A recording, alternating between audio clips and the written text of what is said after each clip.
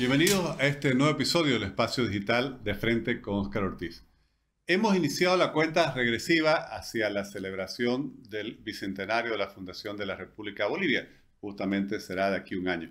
Y vamos a conversar con el doctor Gonzalo Rojas, quien es politólogo, profesor universitario, doctor en Ciencias del Desarrollo, autor de numerosos estudios y quien siempre está analizando también nuestra sociedad y nuestro proceso de desarrollo.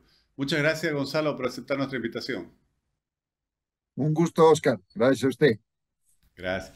Gonzalo, primero quería preguntarle, ¿qué significado debiera tener para una sociedad, para una nación, para un país, la conmemoración de un bicentenario? Mire, es sin duda un logro histórico, ¿no? Uno de los indicadores, digamos, de éxito político es la persistencia en el tiempo, pero no de cualquier modo, desde luego. En el caso nuestro, como de buena parte de la región, significa la independencia política en un mundo crecientemente interrelacionado, ¿no? Y en los últimos años se ha hablado de globalización, pero digamos los historiadores que tienen mirada larga dicen que en realidad esa globalización empezó con la llegada de Colón por estas tierras, ¿no? Por estas latitudes, aunque no tan por estas, fue más hacia el norte, en el Caribe, como sabemos. Eh, pero creo que tiene sus notas que nos deben alentar, digamos, en un momento difícil, ahora un año antes del Bicentenario, 199 años, pero ya hemos tenido esos momentos difíciles. Nosotros que no somos ya tan jóvenes, aunque usted es de una generación anterior, me parece, o sea, posterior a la mía, hemos vivido, por ejemplo, la UDP como un momento crítico, muy duro, y también en nuestros antepasados, por supuesto, con hitos como el 52, como la llamada Guerra Federal, como la Guerra del Chaco, antes la Guerra del Pacífico. Y a pesar de todos estos enormes desafíos, hemos salido adelante. Es verdad que tampoco con unos logros extraordinarios, pero cuando uno habla con gente preocupada como nosotros, con el destino del país, nos damos cuenta que hay avances. Obviamente, en el último tiempo, la vigencia de un régimen de tan larga duración como la del encabezado por las dos facciones hoy del masismo, han desinstitucionalizado fuertemente al país. Y eso no es poco, porque en realidad lo que estamos conmemorando, vamos a conmemorar de aquí a un año, son 200 años de vida republicana. Y vida republicana significa un orden político, primero sin rey, digamos lo elemental, pero sobre todo de instituciones. Y esas instituciones han de pesar más que la voluntad de los hombres, individualmente considerados o como jefes de grupo. Justamente nuestro siglo XIX en gran medida ha sido una lucha contra el caudillismo, que ha seguido apareciendo todavía en el 20 y como vemos en el 21, pero ya no tan nítidamente, ya no, ninguno de nuestros caudillos del siglo XX ha dicho, por ejemplo, de que la sede del gobierno está en la grupa de su caballo, como le atribuyen haber dicho a Melgarejo, ¿no? Eso ya resulta vergonzante en el siglo XX y con más razón en el XXI.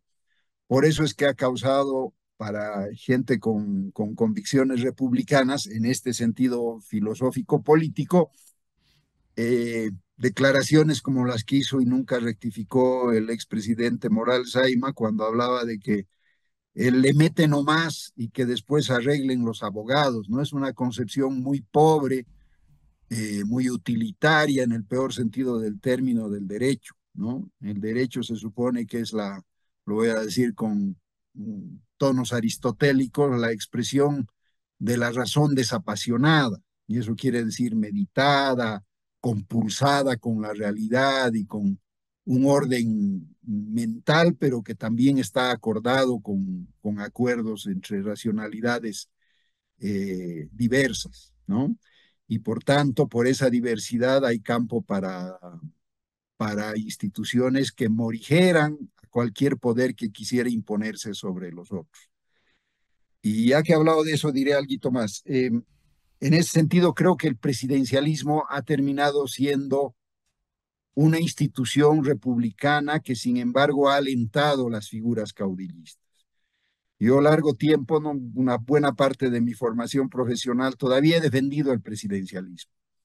En los noventas, en mi primer libro, defiendo el presidencialismo en un orden, el orden consociativo, que más bien apunta más hacia una pluralidad de poderes, incluido el parlamentarismo.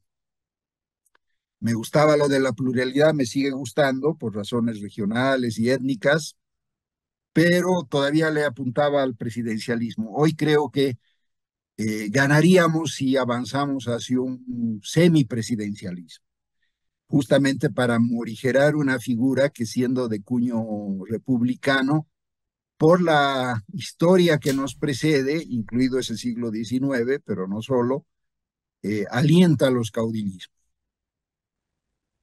Gonzalo, hay una pregunta, continuando lo que usted venía mencionando.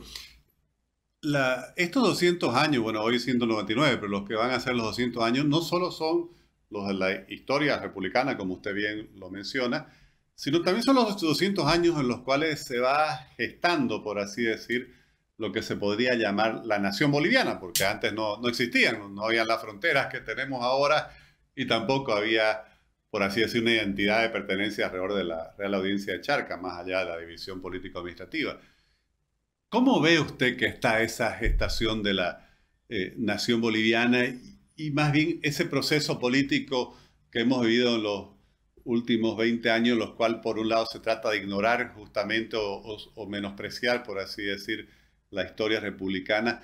¿Cuánto ayuda eso a integrar o más bien se ha convertido en un factor de disgregación de lo que podría ser la nación boliviana? Gracias, me parece una excelente pregunta.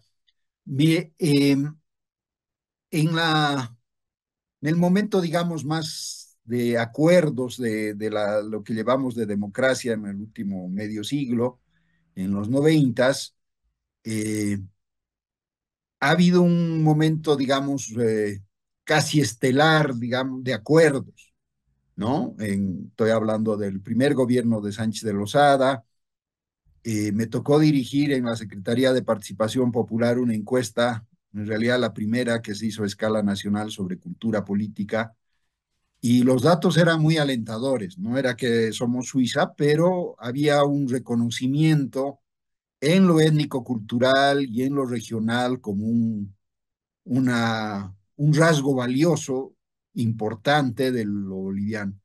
Poco tiempo después, en el gobierno de Carlos Mesa, ya no a mi cargo, sino a cargo de una unidad para preparar la Asamblea Constituyente, que estaba a cargo de Ricardo Paz, pero el trabajo lo encabezó Fernando Mayorga. El resultado de una metodología distinta a la que yo usaba, que es la clásica, digamos, de una muestra representativa del país, este era a través de, de grupos de gente seleccionada, pero que luego se agrupaba por lo que llamaban unos sintagmas, unas ideologemas, un conjunto de ideas fuerza, digamos, que se vinculaban entre sí. Y ahí sale un rato muy bonito que yo creo que nos marca este siglo XXI, que es que lo boliviano es la diversidad, pero es una diversidad aceptada, que nos enorgullece, que nos potencia. Y yo creo que bajo ese parámetro es que, por ejemplo, en la Constitución actual se habla de un montón de pluralismos, ¿no? Se habla de pluralismo económico, se habla de pluralismo étnico-cultural, se habla de pluralismo regional, y sin embargo, el pluralismo principal, el pluralismo político ideológico, es el que el que menos se pondera en esa constitución, en la parte retórica, digamos, de la constitución, y sobre todo en la práctica del marxismo, porque da la convergencia de que estos que aplauden la retórica del pluralismo, en su práctica tienden a ser monopolistas, ¿no? Es decir, la idea de partido único, como sabemos, ha, ha hecho escuela en América Latina. El caso más exitoso es el mexicano, pero desde luego no es el único. En los actuales países con el llamado socialismo siglo XXI o de populismo de izquierda. La idea de partido único es muy fuerte y en algunos casos se ha intentado concretar, termina siendo a la fuerza, como en Nicaragua, como está haciendo en Venezuela, a pesar de esa heroica oposición que sin embargo puede todavía dar batalla. Y en nuestro caso el masismo ha intentado eso. Entonces, mucho de lo que, incluido lo último, lo que estamos escuchando en el mensaje presidencial, estos intentos de cambio vía plebiscitaria, el referéndum, a contrario de lo que uno podría pensar de que es la expresión del pueblo, de la voluntad del pueblo, como viene empaquetado en determinado tipo de preguntas, tiende a favorecer a los oficialismos. Hay casos estupendos donde se le da la vuelta al asunto, la negativa, por ejemplo, a aprobar la continuidad en Chile, en Uruguay, en las salidas de los gobiernos militares de estos países son emblemáticas, pero también nuestro 21F del 2016, cuando le dijimos no a la pretensión de eternización del poder de Morales Jaime y de García Linera, que a pesar de eso la desconocieron. Eh, y por eso es que es preocupante este pedido de referéndum que hace el presidente en su mensaje del 6 de agosto, porque en general tienden a estar empaquetadas en determinado tipo de preguntas donde como la opción es sí o no, es fácil que gane el sí, porque está empaquetado desde el oficialismo. Entonces, pero no es fatal tampoco, como he señalado en los casos, incluido el nuestro, y se puede dar batallas ahí, batallas interesantes que, por ejemplo, si quiere comentamos algo de la idea de los escaños, que sé que está dedicada, digamos, el intento de no reparto según lo acordado en los acuerdos políticos, pero está en la Constitución según el censo, que claramente van a favorecer a Santa Cruz, no tampoco de manera que la mitad de la representación de los diputados esté ahí, serán cuatro, cinco, no he hecho el cálculo, no tenemos todavía los datos, pero va a ser importante, pero se puede contraargumentar en eso. Para eso necesitamos, por supuesto, algo que está fallando en general. El liderazgo democrático en el país está muy dejado de la mano de Dios, por decirlo de una manera gráfica. Mucho jefe chiquitito, ¿no? Que quiere ser la cabeza del león y como nos está mostrando el ejemplo venezolano, en nuestra propia situación el 19, si no somos capaces de tener una opción unitaria, no tiene que ser de todos, no tiene que ser unánime, pero sí tiene que ser una unidad posible importante, capaz de frenar al masismo en cualquiera de sus expresiones. Lo que vamos a tener es la continuidad de una larga agonía. Y no es lo que queremos para nuestro bicentenario. Tenemos momentos luminosos de nuestra historia nacional, justamente donde somos capaces de ponernos de acuerdo en un país con un campo para todos, con espacio para las identidades particulares, pero que no predominen por encima de esta idea de nación de Bolivia, que a finales del siglo XX y comienzos del XXI la hemos marcado como plural. Y hablando del plural, Gonzalo, ¿qué tanto hemos avanzado? Esos estudios que usted mencionaba sobre lo que era la preparación de una posible constituyente prácticamente eran de hace 20 años y ahí definían a lo boliviano como justamente el aceptarse en la pluralidad, en la diversidad, e integrarse de esa forma. Pero pareciera que la dinámica política más bien nos lleva a apostar, a profundizar la polarización. ¿Qué tan polarizados estamos como sociedad? ¿Cómo cree que llegamos a este bicentenario como nación boliviana eh, en relación a esa aceptación de la pluralidad o más bien a esa negación del otro y cada vez más distanciado y polarizado al interior? Mire, aquí tengo un estudio producido por unos colegas de Cochabamba, a la cabeza de Roberto Lacerna, se llama Polarización y Conflicto.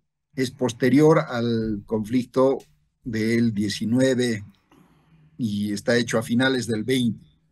Y el dato que ahí muestran con encuestas, con una larga, en realidad, serie de encuestas que recoge del proyecto La Pop y que trabaja desde los 90, pero que alcanza, por supuesto, a bien entrado el siglo XX, incluida la década anterior, muestra que en realidad los elementos de polarización están más en las élites, más en los caudillos, y si queremos forzar gráficamente la idea, porque obviamente son los que cosechan de eso, la gente forzada de algún modo a tomar partido y necesitan líderes, cabezas de esas expresiones, y entonces la polarización conviene sobre todo a los caudillos. Entonces, ese es un dato que ahí aparece fuerte. En uno reciente que se ha conocido el año pasado, encabezado el estudio por una joven politóloga, Ana Velasco, el resultado ya es más preocupante porque dice que incluso esto está ya en la gente, en la población, en nosotros, digamos, ¿no? Sin embargo, ahora están recogiendo datos para la segunda encuesta sobre polarización a la cabeza de la misma colega, y me da la impresión que los resultados van a ser distintos. Y mi impresión no es solamente un gesto de fe de mi parte, digamos, una intuición, no, no.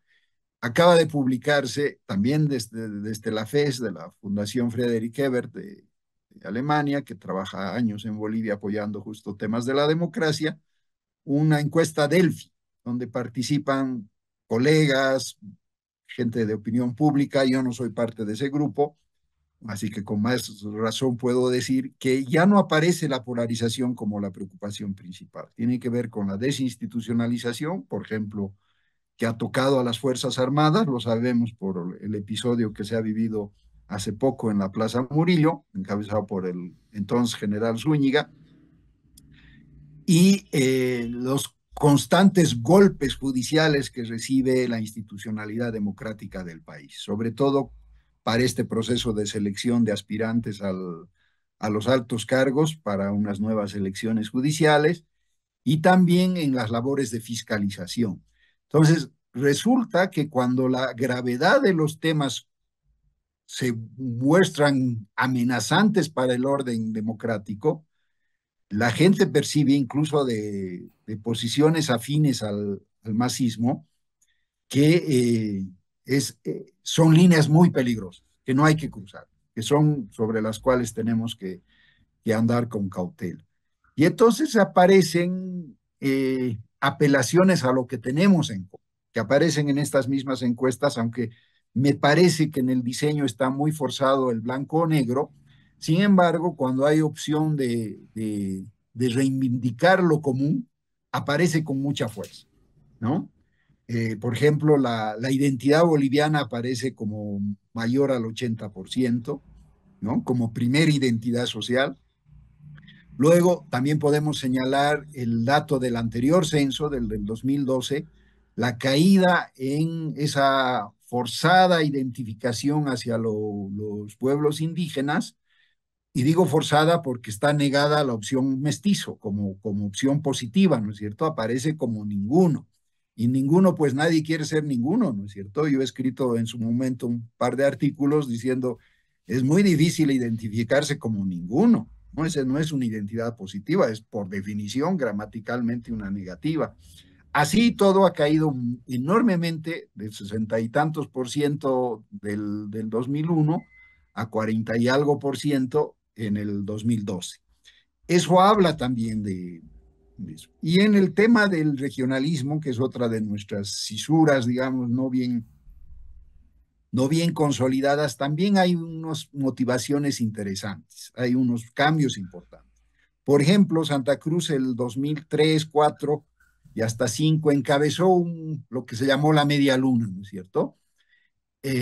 Eso felizmente ha sido procesado de algún modo con la constituyente. Han habido, como sabemos, hay unas autonomías, además de las municipales, que ya existían con la participación popular.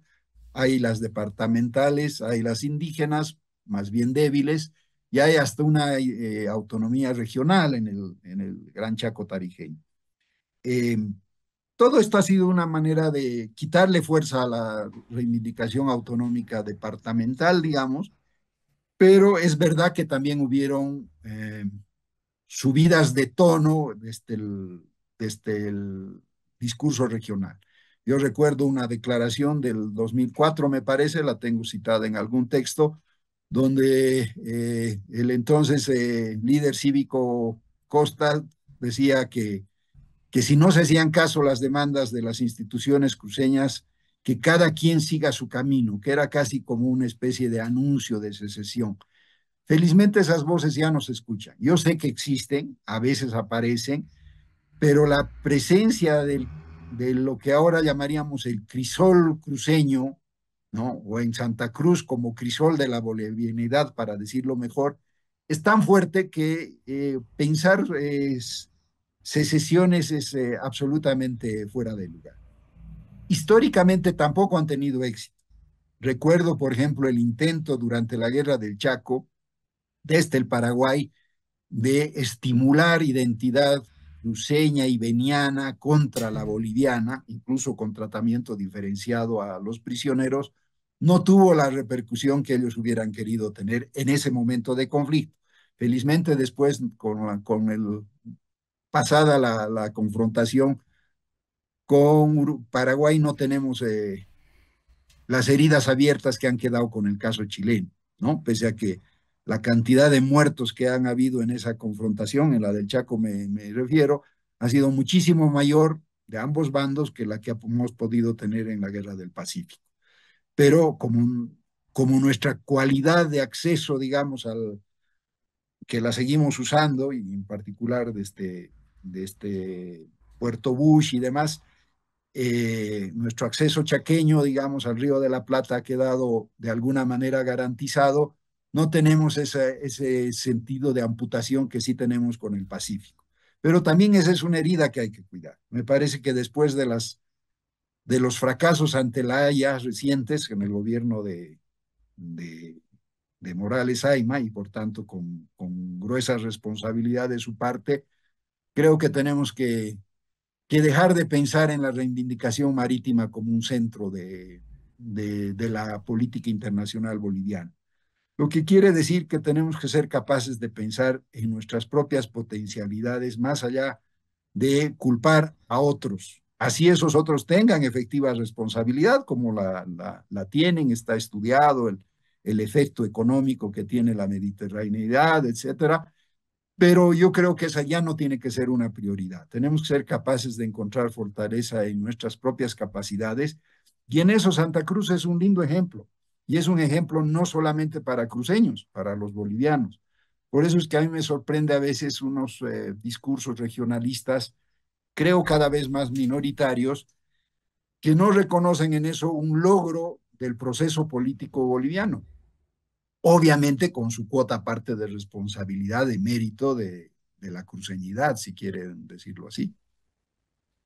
Obviamente, Gonzalo, también en todo eso hay mucha reacción a, por así decir, agresiones no tan antiguas de que también se tiende a excluir, por así decir, a lo cruceño de lo que es la bolivianidad, cuando Santa Cruz pues, fue uno de los, no había departamento en esos momentos, ¿no? De las regiones que fundó el país. Y yo creo que todo eso es parte de ese proceso inconcluso de consolidación de la construcción de la nación boliviana, y además también esa frustración a lo que por lo menos de Santa Cruz se percibe como una burla a las autonomías establecidas en la Constitución, que nuevamente, posteriormente, mediante leyes, decretos y distintos tipos de normas se la va burlando, ¿no?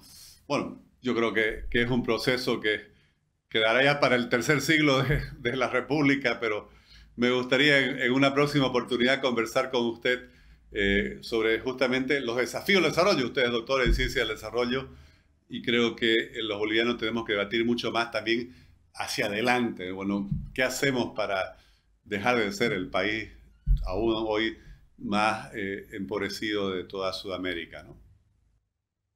Sí, mire, ya entiendo que estamos cerrando la entrevista. Eh, yo creo que tenemos que ser capaces de canalizar nuestras rebeldías, nuestra capacidad de protesta, en la que sí somos destacados, en pactos de más largo aliento. no en situaciones de solucionar solo la coyuntura, estas salidas de circunstancias, sino en pactos de mayor aliento. Creo que hay la capacidad para hacerlo.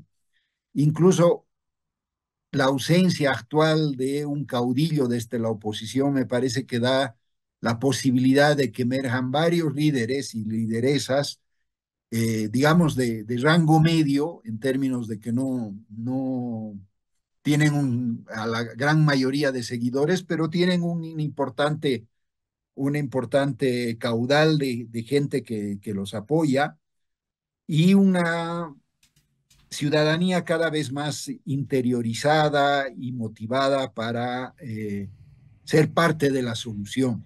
Creo que hemos llegado al agotamiento de la medida de protesta del bloqueo de caminos. Creo que cada vez que eso ocurre, todo el mundo protesta, incluso los que no somos directamente afectados en ese instante. Hay que cambiar esa voluntad, digamos, de influir en lo público, que no tiene que ser haciéndonos daño a nosotros mismos. Para eso sí necesitamos liderazgos democráticos, necesitamos espacios de debate. Creo que nuestras universidades también están contribuyendo, ya no solo las públicas. Tengo un hijo que está en universidad privada y veo ahí que hay gente joven con voluntad de ponerle el hombro al país, no solamente en términos de salvar el pellejo personal, ¿no? Sino pensando en que, por ejemplo, en cosas que escucho con mucha fuerza, el neoinstitucionalismo, que tiene que ver con reglas de juego válidas para todos, donde podamos tener la situación de ganar, ganar. Para eso necesitamos también un gobierno que sea parte de ese juego de reglas que se respetan, que se autolimitan y que no pueden ser imposiciones y satanizaciones de los que no piensan igual que ellos, de los que no los siguen, de los que no los votan. En ese sentido, me parece que hay que ayudar a que se cierre el ciclo masista, no contra la gente, pero sí contra lo que expresan sus dirigencias que han demostrado sus enormes limitaciones para ayudarnos a avanzar adelante. Gonzalo, le agradezco mucho por compartir sus reflexiones y queda ya el camino para una segunda conversación en la cual me gustaría justamente conversar con usted sobre todos esos desafíos que tiene Bolivia para alcanzar pues la condición de nación desarrollada que es lo que todos debiéramos anhelar. Muchas gracias. A usted, Oscar, mucho gusto. Gracias.